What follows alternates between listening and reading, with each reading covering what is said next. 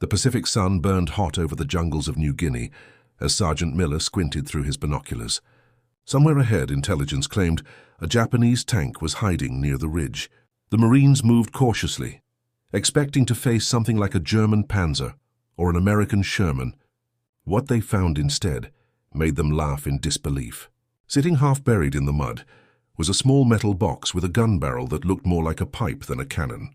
It was a Japanese Hago tank, thin as tin, light as a jeep, and barely armored enough to stop a rifle bullet. Miller didn't even order his men to take cover. He just said, "Boys, let's see what this thing's made of." A few rounds from a .50 caliber machine gun tore straight through the hull, in one side and out the other. The tank's engine clanked, its armor peeled, and the Marines burst out laughing.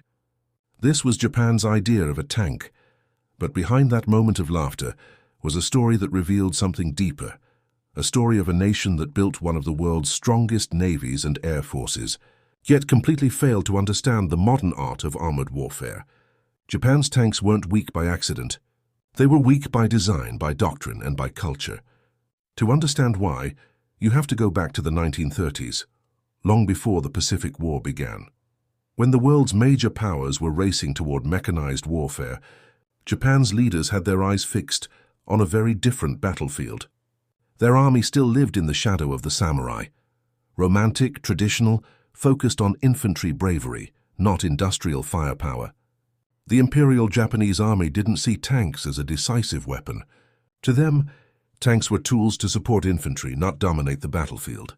Their generals believed wars would be won by courage, not by steel. So while Germany was perfecting the Blitzkrieg and America was building mass production lines for Shermans, Japan was stuck thinking like it was 1918. Their first tanks came from Britain and France after World War I. Light models like the Renault FT. Japan copied those designs and created the Type 89 and later the Type 95 Hago.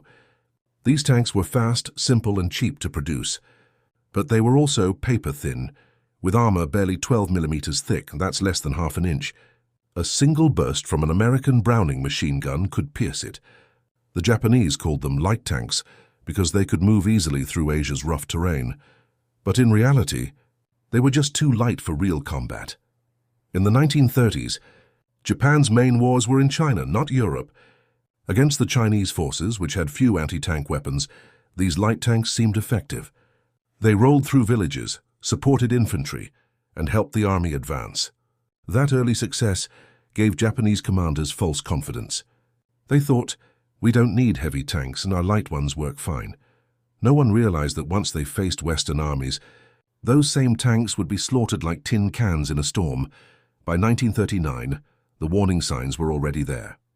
In Mongolia, at the Battle of Khalkhin Gol, Japanese tank units clashed with Soviet T-26s and BT-7s. The result was catastrophic. The Soviet tanks outgunned and outarmored the Japanese completely. The Hagos were destroyed by the dozens. Soviet shells punched through them effortlessly, setting entire platoons on fire. It was the first time Japan learned how weak its tanks really were. But instead of changing their designs or doctrines, they ignored the lesson. The army decided the defeat was due to poor tactics, not poor machines. They returned home and kept building the same light tanks.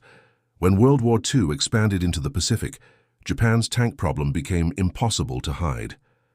Their Hago and Chiha tanks were fine for invading small islands or facing colonial garrisons. But once they encountered US Marines, British armor, or even Filipino defenders with anti-tank guns, disaster struck. The Marines quickly realized that Japanese tanks were no threat at all.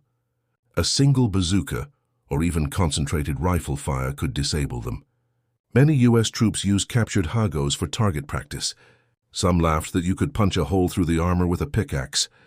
Meanwhile, Japanese tank crews fought with courage, but no hope. Inside those metal coffins, temperatures reached 50 degrees Celsius. The armor was so thin that even shrapnel could slice through it. Their 37mm guns were nearly useless against American Shermans, which were 3 times heavier and far more powerful. There are accounts of Japanese crews driving their tanks directly into enemy lines just to die in a blaze of glory. It wasn't bravery for victory, it was bravery for honor. So why didn't Japan just build better tanks? The answer lies in their industrial priorities. Japan was an island nation with limited steel, oil, and manufacturing capacity. Most of their resources went into building ships and planes for the Navy. The Imperial Japanese Navy was the pride of the nation. The carriers, the Zero fighters, the battleships like Yamato. These were symbols of power. The army got whatever was left. That meant less steel, less fuel, and less production capacity. And tanks were far down the list. Even when some engineers proposed heavier designs like the Type 3 Chinu, it was already too late. By 1944, Japan's factories were being bombed daily. They couldn't mass-produce anything large. Their railways and shipping were collapsing, fuel was scarce, and the Navy was already in ruins. The few new tanks they built never left the homeland. When Allied troops landed on the Pacific Islands, Japan's tank divisions were still using outdated models from the 1930s, hopelessly outmatched. The Heigo became the symbol of that failure, a tank that looked more like a relic than a weapon. Its armor was bolted, not welded. Its cannon could barely damage enemy vehicles. Its engine stalled in the jungle heat. And yet Japanese soldiers still climbed inside, still fought, still died in it.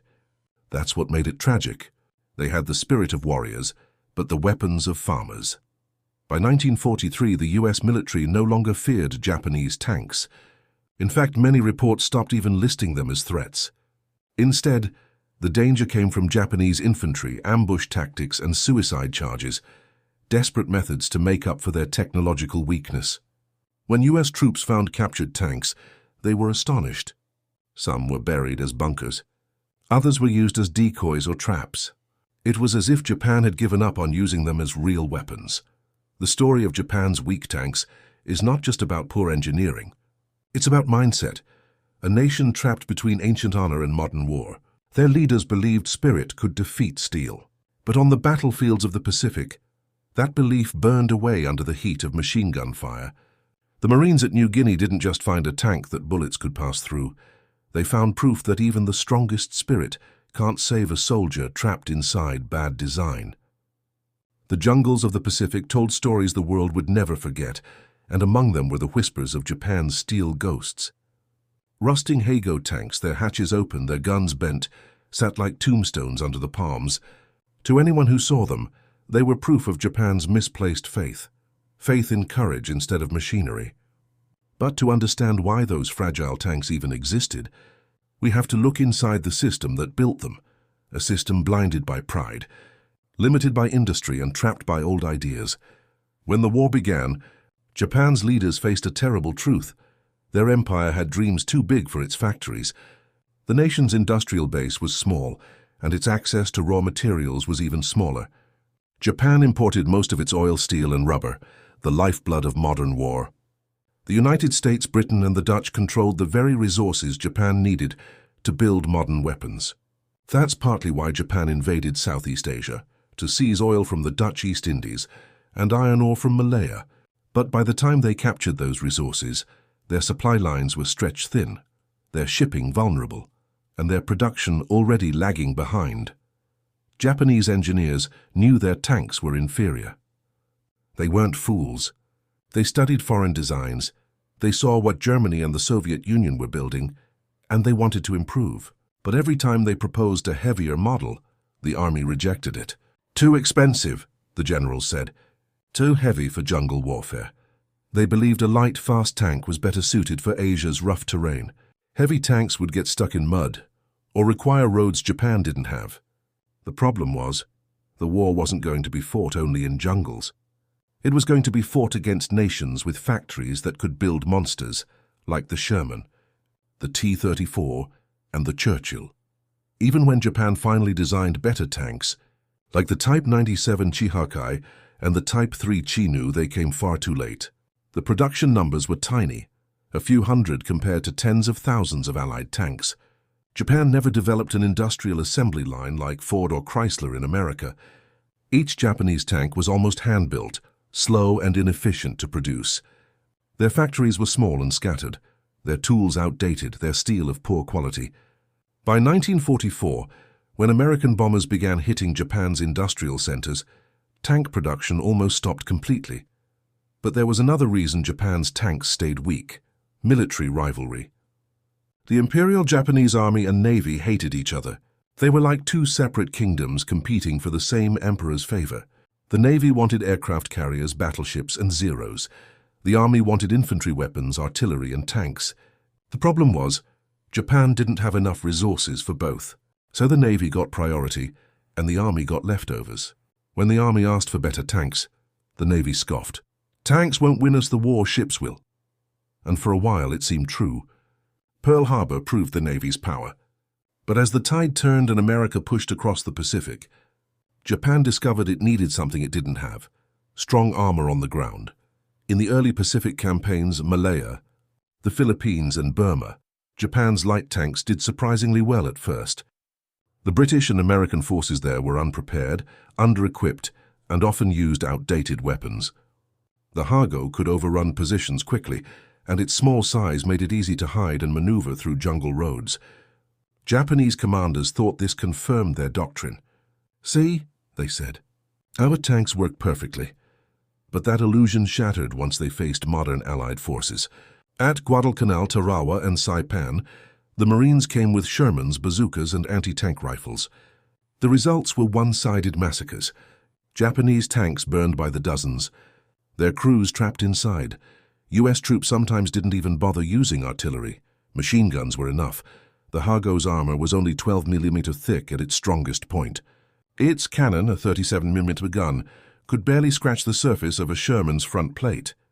Even when Japanese crews ambushed from close range, their shells just bounced off. Some Japanese reports describe desperate scenes where tank crews fired 5-10 rounds at an American tank, all without effect. The Sherman would turn its turret, fire once, and the Hago would explode. There was nothing the Japanese could do. Their bravery was useless against physics. One haunting story came from the Battle of Biak in 1944. A small Japanese tank unit tried to hold a ridge against advancing U.S. infantry. They fired from hidden positions, hoping to delay the enemy.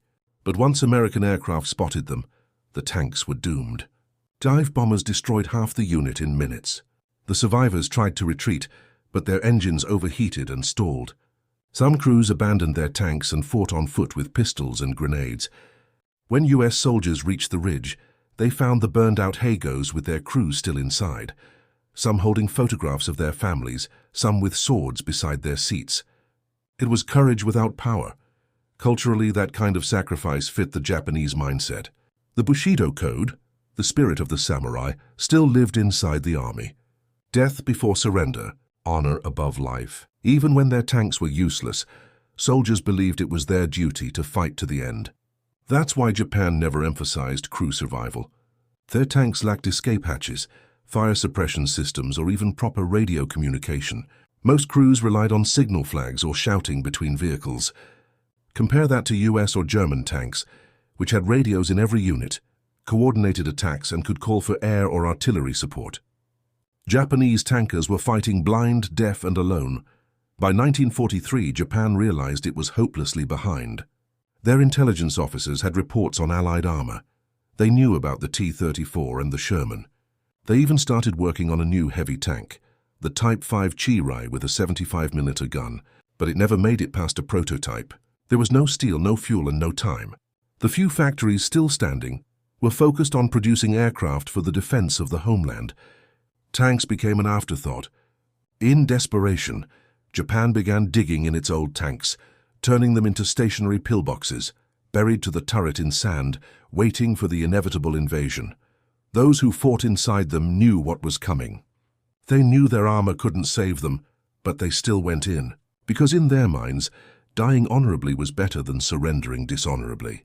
And that belief, beautiful yet tragic, and defined Japan's tank war. Their weakness wasn't just in the steel. It was in the refusal to change, to adapt, to admit that courage alone can't win against innovation. On the American side, soldiers grew so accustomed to Japan's fragile tanks that they stopped fearing them entirely. They used them for practice, for photographs, even as trophies. Some Marines climbed on top of abandoned Hagos and took pictures smiling beside bullet holes. It was cruel but real, a reminder of how one nation's pride became another's amusement. The Pacific War would continue to reveal that contrast, spirit versus steel, tradition versus technology. And as Japan's empire began to crumble, its tanks would fade into history not as machines of power, but as monuments of misplaced faith. The soldiers who drove them deserved better. But their leaders had chained them to a past that couldn't survive the modern age. By the middle of 1944, the Japanese empire was fighting ghosts, enemies too fast, too strong and too far ahead in technology. What remained of their armored forces were scattered units hiding in jungles and caves, waiting for battles they had already lost on paper. The once proud Hago and Chiha tanks now sat like rusting monuments to a dying dream. Their steel was thin, their guns weak, but the men inside them still believed in something greater than victory. They believed in sacrifice. When the Americans landed on Saipan, Japan made one last desperate attempt to use tanks as symbols of power. That night, dozens of Japanese tanks roared forward into the darkness. Their engines coughed, their tracks screeched, and the island trembled under the sound of their approach. The Japanese officers called it a charge of honor. They knew it wasn't strategy, it was suicide. The US Marines spotted them under the glow of flares. Machine guns opened first, then anti-tank shells followed. One after another, the Japanese tanks erupted into flames, their silhouettes burning against the palm trees. Within minutes, the battlefield was covered in black smoke and twisted wreckage. The charge ended as quickly as it began. By dawn, the smell of fuel and burnt metal lingered in the humid air, and the cries of dying men echoed through the jungle. 44 tanks had charged. 44 were gone. After that night, Japanese commanders finally understood that their tanks were not weapons anymore. They were burdens. The soldiers who climbed inside knew they would never return. Some began painting farewell messages on the inside walls before going into battle. Others carried small paper flags signed by family members, tucked into their uniforms as reminders of home. The tanks themselves had become coffins of honor, sealed with bolts and faith. American troops, on the other hand, had stopped fearing them altogether. To the Marines, the sight of a Japanese tank meant target practice. 50 caliber rounds punched through armor as if it were wood. Bazooka teams competed to see who could destroy a tank with the fewest shots. In one report from Peleliu, a Marine sergeant wrote, "We didn't even take cover. We laughed when the first one appeared. It looked like a toy. That laughter wasn't cruelty, it was disbelief. How could a nation that built the deadly Zero fighter plane send its soldiers to die in such fragile machines?" The truth was, Japan's engineers knew how bad their tanks were.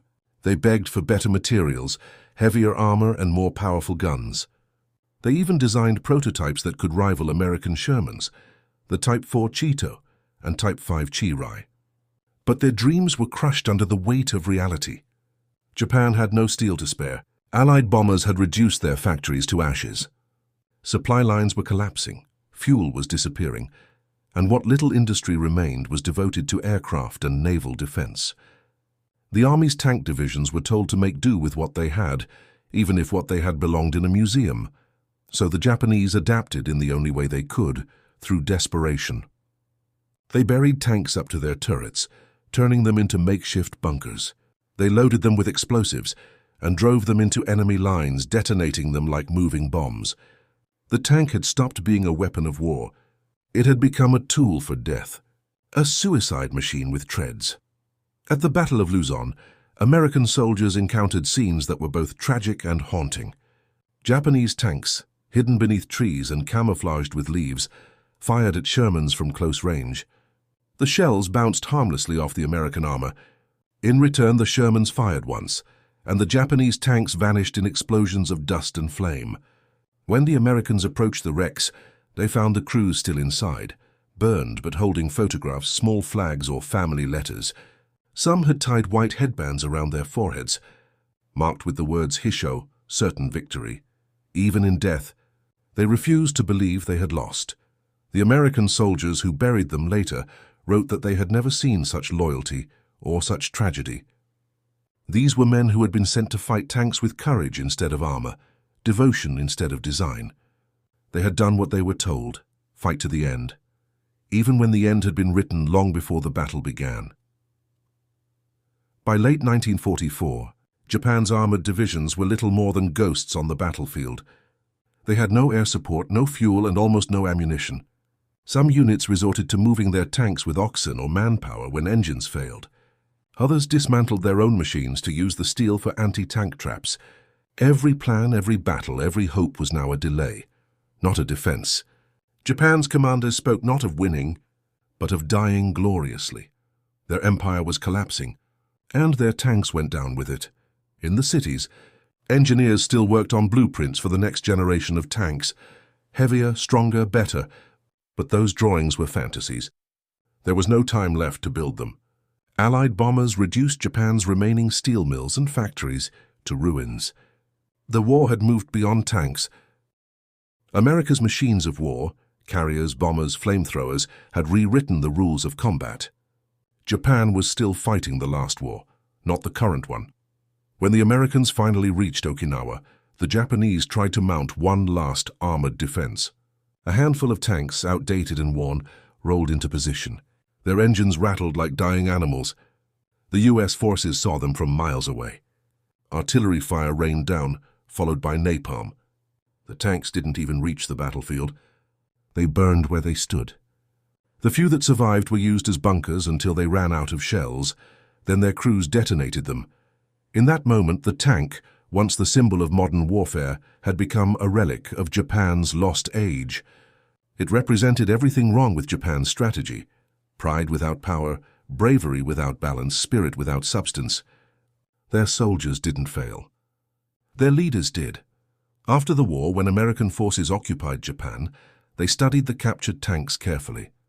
They found them simple, outdated, and heartbreakingly inadequate. The engineers who examined them said the same thing. These weren't built to win. They were built to exist. And yet they stood as proof of something deeper, that even when technology fails, human courage endures. Years later, when historians looked back at those rusted hulls scattered across the Pacific, they didn't just see failed machines. They saw the story of a nation that refused to surrender to logic, that clung to the illusion of strength, even as it crumbled. They saw a people who believed that the will to fight could overcome the tools of war, and who paid the ultimate price for that belief. The Japanese tank was not merely a weapon, it was a mirror. It reflected the soul of a country torn between the sword of the past and the machine of the future. A country that fought until the last bolt came loose, the last shell was fired, and the last man inside refused to give up. And when the smoke finally cleared over the Pacific, the rusting tanks left behind were not trophies of conquest. They were reminders. That courage, no matter how fierce, is not enough to stop bullets that go straight through steel. By 1944, the Pacific War had turned into a nightmare Japan could no longer wake from. Their tanks, once symbols of national pride, were now rusting relics scattered across shattered islands. The Type 97 Chiha, the Type 95 Heigo, machines once praised as the backbone of Japan's armored might, were now helpless against Sherman tanks, bazookas, and even .50 caliber machine guns. U.S. Marines joked that Japanese armor was made from tin cans, and in truth that wasn't far from reality. By now Japanese crews knew their fate, before they even entered battle. They fought on with honor but not hope. When a Heigo tank went into combat, its thin armor and weak gun meant death was almost certain. The men inside weren't soldiers in a war. They were sacrifices to a dying empire. In the jungles of Luzon and the volcanic plains of Iwo Jima, Japan's tanks became tombs. The few that survived airstrikes were picked off by Sherman tanks or burned alive by flamethrowers. Many crews preferred to hide their tanks under camouflage, waiting for American vehicles to pass, then attack from behind, desperate ambushes that rarely worked. For every Japanese tank that scored a hit, 10 were destroyed. The Pacific War was no place for armor. Terrain, technology, and timing all betrayed Japan. While the United States perfected amphibious assaults and air superiority, Japan was still trying to figure out how to keep its tanks running in tropical heat. Engineers back in Tokyo sent orders for new designs, stronger guns, and thicker armor. But Japan's factories were being bombed daily. Steel was scarce and oil was vanishing. Even if they built better tanks, there was no way to ship them to the front. The empire was bleeding out, one island at a time.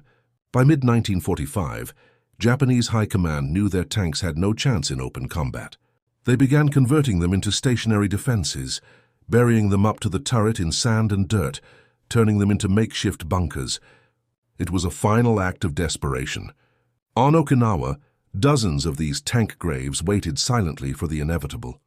When the U.S. Marines landed, they were met not with a charge of armor, but with steel coffins disguised as fortifications. One Marine recalled finding a buried Chiha tank, its gun aimed at the beach. Inside, the crew was dead, their uniforms burned, their faces covered in ash.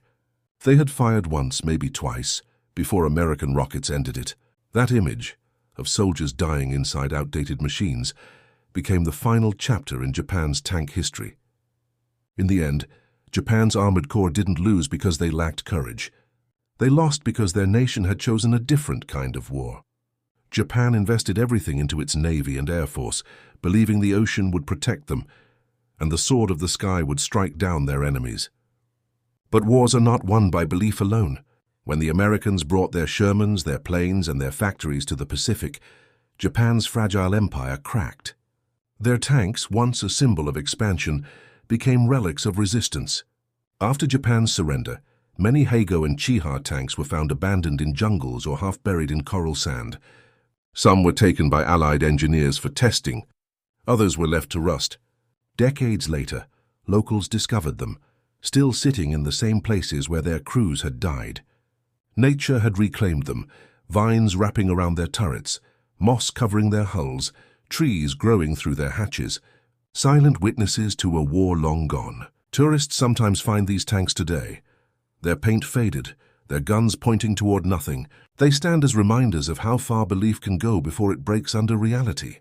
Japan would eventually rebuild, this time not with tanks and guns, but with technology, discipline, and peace.